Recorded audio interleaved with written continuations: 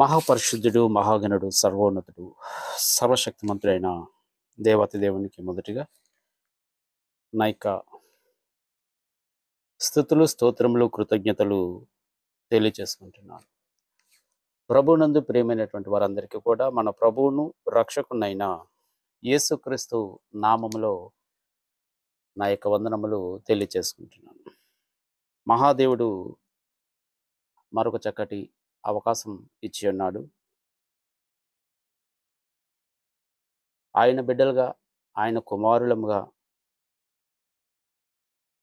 ఆయన గ్రంథంలో ఉన్నటువంటి విషయాలలో అవగాహన కలిగి వాటి ప్రకారం నడుచుకోవటానికి దేవుడు మనకు అనుదినము కూడా ఆయుష్నిస్తూ కాపాడుతూ ముందుకు నడిపిస్తున్నందుకు మహాదేవునికి నా యొక్క కృతజ్ఞతలు తెలియచేసుకుంటున్నాను. అది ఈ సమయం ముందు మరలా ఈ రీతిగా ఈ మరి యొక్క వీడియో ద్వారా మీ ముందుకు రావడానికి గల కారణం ఏంటంటే,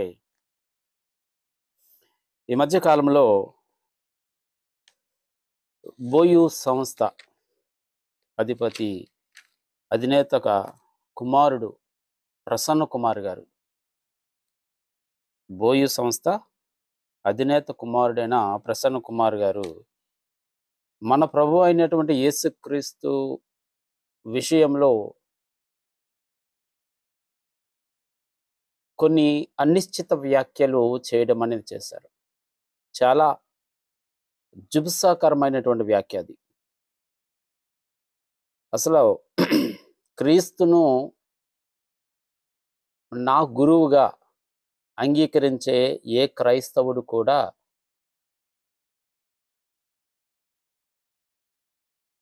జీర్ణించుకోలేనటువంటి మాట ప్రసన్న కుమార్ గారు మాట్లాడడం అనేది జరిగింది. మరలా దాన్ని సమర్థించుకోవడం అనేది కూడా చేశారు. ఆయన మాటలను సమర్థిస్తూ కొందరు ఈ సోషల్ మీడియాలో అలాగ అనడం వల్ల తప్పేంటి అన్నట్టుగా మాట్లాడడం అనేది కూడా చేశారు.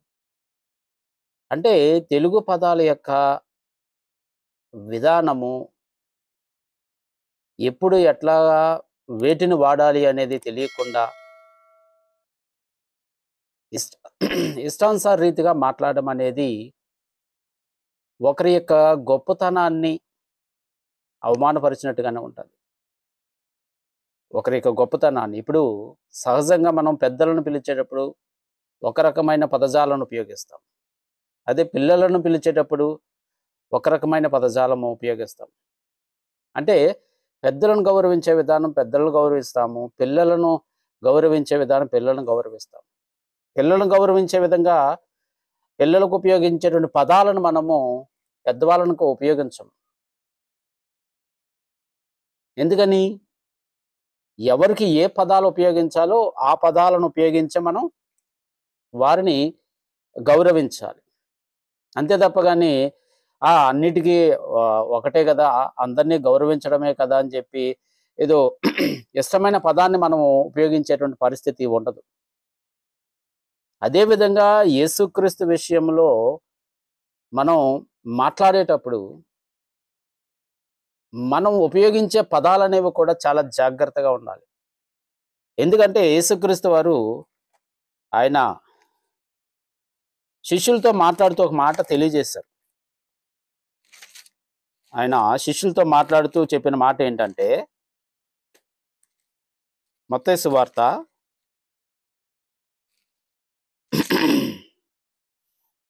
23వ అధ్యాయము, మత్తయి సువార్త 23వ అధ్యాయము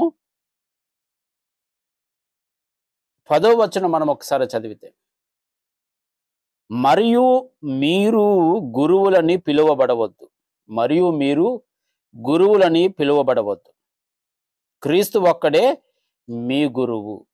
మరియు మీరు గురువులని పిలువబడవద్దు, క్రీస్తు ఒక్కడే మీ గురువు.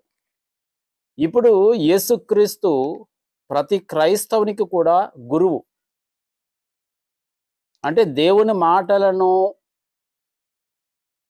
బోధించుట ద్వారా ఏ మాటలైతే యేసుక్రీస్తు దేవుని యొద్ద విన్నాడో, నేర్చుకున్నాడో అవే మాటలు మరలా శిష్యులకు తెలియపరచడము, శిష్యులు మరలా మొదటి శతాబ్దంలో ప్రకటించడము, ఆ ప్రకటించినవి గ్రంథ రూపంలో ఈరోజు మన యొద్దకొచ్చి మనము వాటిని ధ్యానించడము, వీటన్నింటికి కూడా కారణము యేసుక్రీస్తు. కాబట్టి యేసుక్రీస్తు మనకు గురువు.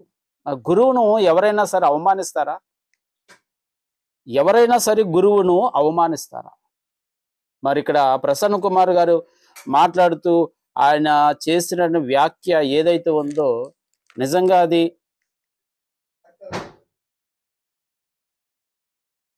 అది క్రీస్తును అవమానించడమే కదా. ఏంటంట ఆయన మాట్లాడుతూ నిత్యత్వం కొరకు దేవుణ్ణి భిక్షం అడుక్కున్నాడంట. ఎంత జుబుత్సాకరమైనటువంటి మాట అండి అది. నిత్యత్వం కొరకు యేసుక్రీస్తు దేవుణ్ణి భిక్షం అడుక్కున్నాడట. అందుకు ఆయన తీసుకొచ్చిన వచనం ఏంటి?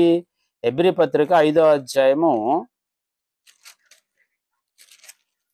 హెబ్రీ పత్రిక 5వ అధ్యాయం 7వ వచనంలో మనకు అక్కడ మాట ఉంటుంది.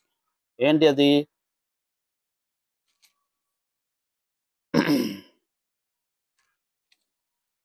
హెబ్రీ పత్రిక 5:7 శరీరధారి అయి ఉన్న దినములలో మహారోదనముతోనూ కన్నీళ్లతోనూ తన్ను మరణం నుండి రక్షింపగలవానికి ప్రార్థనలను యాచనలను సమర్పించి. ఇక్కడ యాచనలను అని ఉంటది. అంటే యాచన అంటే ఏంటి? ఆయన భాషలో భిక్షమెత్తుకోవడం. యాచన, యాచించుట, భిక్షమెత్తుకోవడం. కానీ ఇక్కడ ఉద్దేశం వేరు. ఇక్కడ యాచనలు అనేది దాని ఉద్దేశం వేరు. కానీ ఆయన ఏమంటున్నారంటే ఇక్కడ యాచనలను అన్నప్పుడు యేసుక్రీస్తు తండ్రిని భిక్షమడుక్కున్నాడట నిత్యత్వం గురించి. ఎంతటి అవమానకరమైనటువంటి విషయాన్ని ఆయన లేవనెత్తాడు. బోయి సంస్థ నుంచి ఇప్పటికే అనేకమైన తప్పుడు బోధలు బయటపడ్డాయి. ఒకటి కాదు, రెండు కాదు, అనేక తప్పుడు బోధలు బయటపడ్డాయి. ఈరోజు ఈ రకమైనటువంటి బోధ చేసి యేసుక్రీస్తును అవమానించడానికే ప్రసన్న కుమార్ గారు పూనుకున్నారా ఏంటి? అంటే మీకు సమాజంలో పలుకుబడి ఉంది, నా మాటను 10 మందికి ప్రకటిస్తారు అనేటువంటి అహంకారము, అహము, గర్వము అనేవి మీ దగ్గర ఉన్నాయా?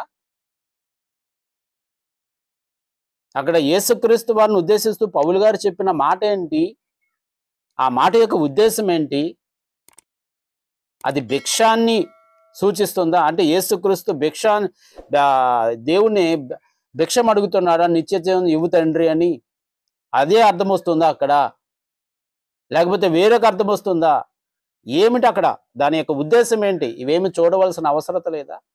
అంటే నోటికి ఏది వస్తే అది మాట్లాడేసి దాన్ని మనము ప్రోపగాండా చేస్తే అదే నిజమవుతుందా? ఎంత అవమానకరమైనటువంటి విషయం అది. దానికి ఆయన తీసుకొచ్చిన ఉదాహరణ ఏంటి? పిల్లలు కూడా తల్లిదండ్రులను భిక్షం అడుక్కుంటారంట. ఏం మాట్లాడుతున్నారండి వీళ్ళు. పిల్లలు కూడా తల్లిదండ్రులను భిక్షం అడుక్కుంటారంట. తల్లిదండ్రులు పిల్లలకి ఇచ్చేది దానం అంట. దానం అంటే ఏంటి? దానం అంటే ఏంటి అర్థం? లేని వారికి ఇచ్చేది దానం, ఉన్నవానికి ఇచ్చేది కాదు కదా.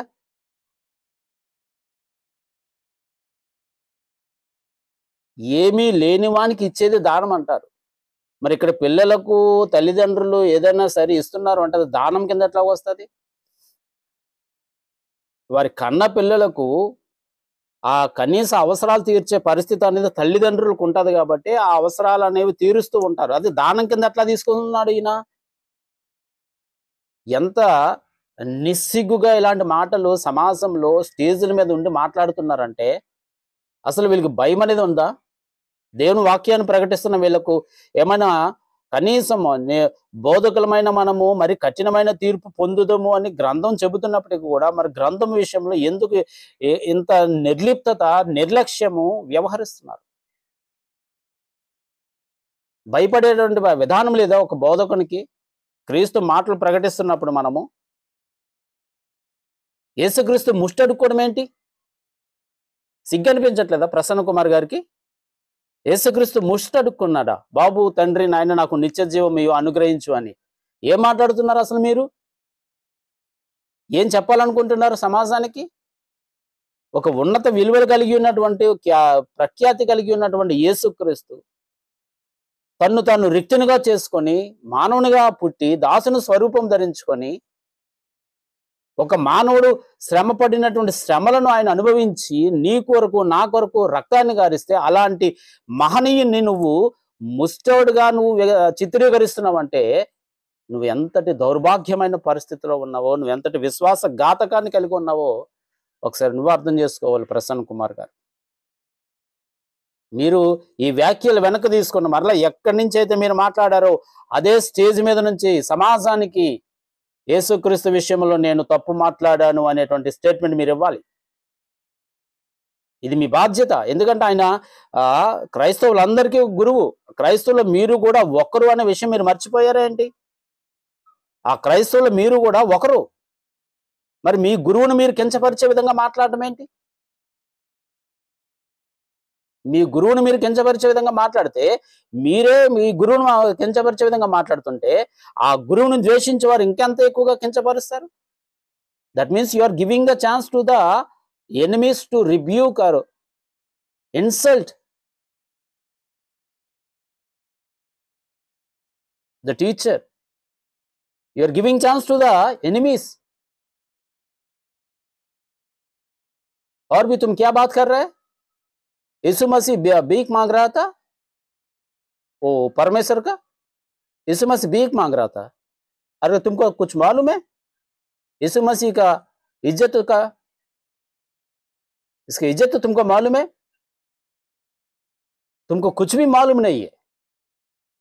तुमको कुछ भी मालूम नहीं यीशु मसीह का वजह से. सिर्फ तुमको क्या मालूम है?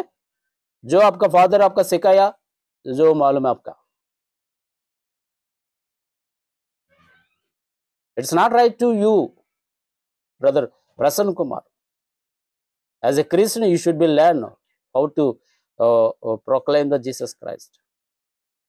That is your responsibility to preach the word of God in a proper way. సమాజంలో నాకు అది ఉంది, ఇది ఉంది, నాకు అహంకారం ఉంది, నాకు గర్వం ఉంది, నాకు అది ఉందని అనుకుని యేసుక్రీస్తు విషయంలో ఇష్టానుసారంగా మాట్లాడితే మాత్రం సహించేదే లేదు. ఒకవేళ దీని మీద మీరు డిబేట్ రాగాలనుకుంటే రండి, నేను సిద్ధమే. యేసుక్రీస్తు తండ్రిని భిక్షం అడుక్కున్నాడా, లేకపోతే అక్కడ ఏంటి, దాని సందర్భం ఏంటి, దీని మీద నేను మాట్లాడతాను. I'm ready to speak with you. I'm ready to discuss with you. దీని మీద సబ్జెక్ట్ ఉంది. ఈ సబ్జెక్టు కూడా తెలియజేస్తాను. ఆ యొక్క వచనం యొక్క ఉద్దేశం ఏంటి, అక్కడ ఒక స్పెసిఫిక్గా ఒక పదం వాడబడ్డది, శరీరధారి అయి ఉన్న దినములలో అనేటువంటి మాట వాడబడ్డది. సో అంటే ఆ మాట యొక్క ఉద్దేశం ఏంటో అనేది తెలియాలి. ఆ మాట ఎందుకు పౌలు గారు వాడారు అనేటువంటి దాన్ని అర్థం చేసుకుంటే అప్పుడు కింద ప్రార్థనలను యాచనలను అనేటువంటి మాటకు మనము నిర్వచనం ఇవ్వడం అనేది జరుగుతుంది. సో మొదట ఆ శరీరధారి అయిన దినములలో అనేది అర్థం కావాలి. ఇది అర్థం కాకుండా దాన్ని పక్కన పెట్టేసి యాచనలను అనేటువంటి మాటను తీసుకొస్తే అది మన కుసంస్కారం అవుతుంది, మన అజ్ఞానం అవుతుంది, మన అవగాహన లోపం అవుతుంది, వాక్యాన్ని మనం సరిగా అర్థం చేసుకోకుండా మాట్లాడడం అవుతుంది. ఇప్పటికీ కూడా ఎంతో మంది బోధకులు వాక్యాన్ని అర్థం చేసుకోకుండా అడ్డదిడ్డమైనటువంటి బోధలు చేస్తున్నప్పటికీ ఎవరికి ఎలాంటి ఇది కలగట్లేదు. ఇష్టానుసారంగా మాట్లాడుతున్నారు యేసుక్రీస్తు విషయంలో. ఈ రోజు నువ్వు ఒక అడుగు ముందుకేసి మరి దారుణంగా మాట్లాడుతున్నావు. దీని మీద సంపూర్ణ వివరణ నా తర్వాత వీడియోలో ఇస్తాను. దీని మీద సంపూర్ణ వివరణ. బోధకులైనటువంటి వారు చాలా జాగ్రత్తగా ఉండాలి. గృహ నిర్వాహకుడు అంటే నమ్మకమైన వాడుగా ఉండాలి. గ్రంథం చెబుతుంది కదా, దేవుని గృహములో గృహ పరిపాలకుడు నమ్మకమైన వాడై ఉండాలి. నువ్వు ఆ నమ్మకాన్ని కోల్పోతున్నావు ప్రసన్న కుమార్. ఆ నమ్మకాన్ని నువ్వు కోల్పోతున్నావు. దేవుడు నీకు ఇచ్చిన బాధ్యత నువ్వేం చేస్తున్నావు అంటే విస్మరిస్తున్నావు. దేవుడు నీకు ఇచ్చినటువంటి ఒక అదృష్టాన్ని నువ్వేం చేస్తావు, తలాంతు నువ్వేం చేస్తున్నావు అంటే నీ ఇష్టానుసారంగా వాడుకుంటున్నావు. ఇది సరి అయినటువంటి పద్ధతి కాదు.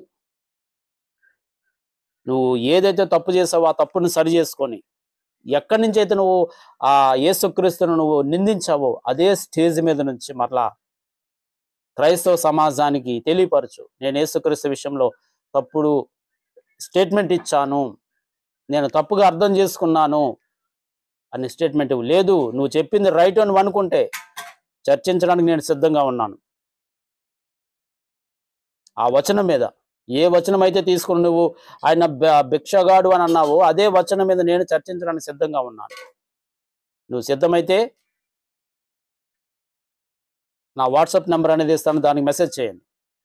ఈ వీడియో చూస్తున్న వారు ఎవరైనా సరే, నా యొక్క సోషల్ మీడియాలో, ఫేస్బుక్లో చాలామంది బోయి సంస్థ వాళ్ళు ఉన్నారు, నేను నడిపే వాట్సాప్లో కూడా చాలామంది బోయి సంస్థ వాళ్ళు ఉన్నారు. మీలో ఎవరికైనా సరే నా ఓపెన్ ఛాలెంజ్, యేసుక్రీస్తు భిక్షగాడా, యేసుక్రీస్తు తండ్రిని భిక్షమెత్తుకున్నాడా అని మీరు నిరూపించగలరా? ఆయన అక్కడ వాడిన పదము భిక్షం గురించి కాదు, అక్కడ ఉద్దేశం వేరు అనేదాన్ని నేను లేఖనాలతో చూపించడానికి నేను సిద్ధంగా ఉన్నాను. కాబట్టి ఇలాంటి పనికి మాలినటువంటి వ్యాఖ్యలు మానేసి సత్యవాక్యమును సరిగా విభజించి లేఖనాలను లేఖనాలతో సరిపోల్చుచు, ఆత్మ సంబంధమైన సంగతులను ఆత్మ సంబంధమైన సంగతులతో సరిపోల్చుచు వాక్యాన్ని ప్రకటించడం అనేది చేయడానికి ప్రయత్నించండి. అంతేగాని అడ్డదిడ్డమైనటువంటి వ్యాఖ్యానాలతో ప్రభు అయిన యేసుక్రీస్తును కించపరచొద్దు. దేవుని చిత్తమైతే మరొక వీడియోలో హెబ్రీ పత్రిక 5వ అధ్యాయం 7వ వచనం గురించి, దానికి సంబంధించిన వివరణ అనేది కూడా నేను ఇవ్వడానికి ప్రయత్నం చేస్తాను. ఈ మాటలు విన్న మీ అందరికీ కూడా నా యొక్క వందనములు తెలియచేసుకుంటున్నాను.